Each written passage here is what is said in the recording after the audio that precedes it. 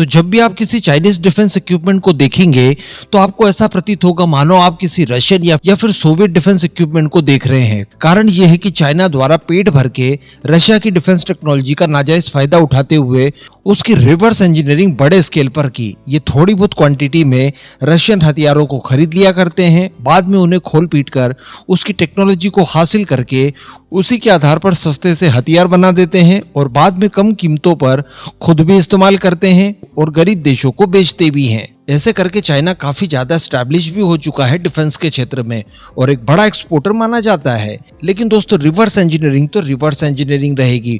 उसका परिणाम क्या होता है ये हम लोगों ने 4 दिनों के अंदर ही पाकिस्तान के साथ हुए कॉन्फ्लिक्ट में देख लिया। चाइनीज वेपन्स भारत के वेपन्स को रोक पाना तो दूर की बात है, उन्हें देख भी नहीं पा रहे थे। एग्जाम्पल अगर आप HQ-9 से शुरू करें तो उसके द्वारा भारत की ब्रह्मोस मिसाइलों को देखने तक की क्षमताएं भी नहीं थी और शायद यही कारण है कि भारत हमेशा ही ओरिजिनल टेक्नोलॉजी में विश्वास रखता है। लेकिन यहाँ पर सोचने विचारने वाली बात यही थी कि जब ये चीजें हम लोगों को पता है कि चाइना रशिया से हथियार खरीद कर थोड़ी बहुत क्वांटिटी में उसकी रिवर्स इंजीनियरिंग कर लेता है, तो क्या ये चीजें पुतिन को नहीं पता है? और अगर पता है तो उसके बावजूद चाइना को ये कुछ की संख्या में हथियार भला क्यों दे देते हैं?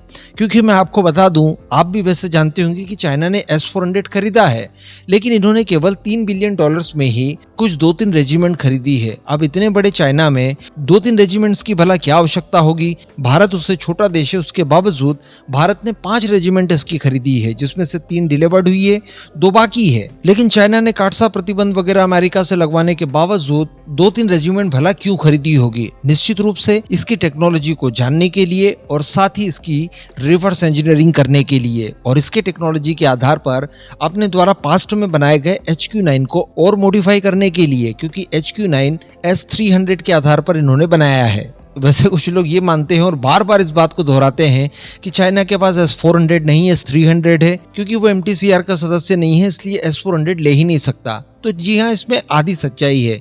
जो 300 किलोमीटर से ऊपर रेंज वाली मिसाइलें हैं वो चाइना नहीं ले सकता, लेकिन बाकी का सारा सिस्टम और बाकी की सारी मिसाइलें S-300 400 में कॉमन ही है, तो सिस्टम उसके पास S-400 ही है। लेकिन दोस्तों इसको लेकर अब चाइना को पेट दर्द होना शुरू हो चुका है और इवन चाइना की तरफ से अब यहाँ तक की बातें कर दी गई है कि क्या रशिया द्वारा जो S-400 हमें दिया गया है ये भेदभावपूर्ण तरीके से खराब क्वालिटी वाला एक्सपोर्ट वेरिएंट दे दिया है, जिसमें किल स्विच तक लगा कर दिया है। जी हाँ, देखिए सर्वप्रथम तो यहाँ पर इनकी द्वारा भारत के ऑपरेशन की पूरी व्याख्या की है। दरअसल इनका एक ऑनलाइन प्लेटफॉर्म है सोहू। उसके कुछ विशेषज्ञों को बड़ा आश्चर्य हुआ कि भारत को जो S-400 रशिया द्वारा प्रदान किया गया वो कटिंग एज टेक्नोलॉजी वाला है, क्योंकि उसने लगभग सभी निशाने बखूबी लगाए।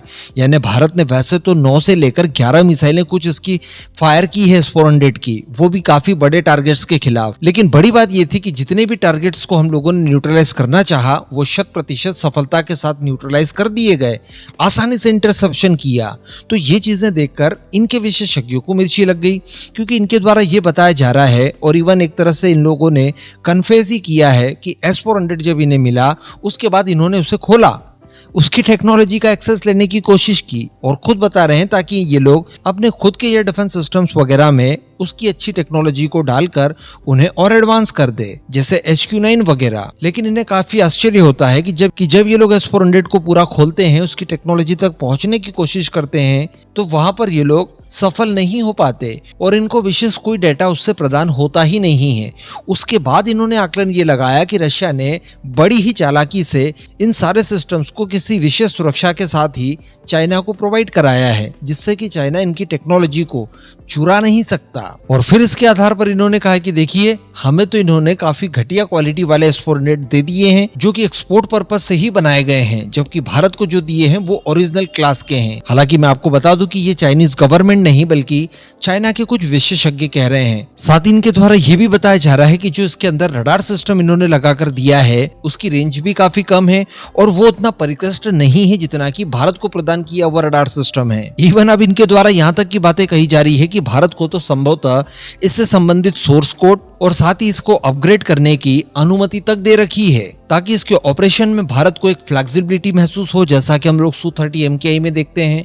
वही इंडियन स्पेसिफिक एनहांसमेंट करने की अनुमति। तो कुल मिलाकर यहाँ पर इन्होंने इस बात को लेकर रोना धोना शुरू कर दिया है। ये लोग इस बात को इनडायरेक्टली स्वीकार करते हुए भी नहीं बता रहे हैं कि भैया हम लोगों ने बारंबार उनके विश्वास को चूंकि तोड़ा है, तो अब वो लोग भी दूध के जले हैं तो छाछ को फूक फूक कर ही पियेंगे।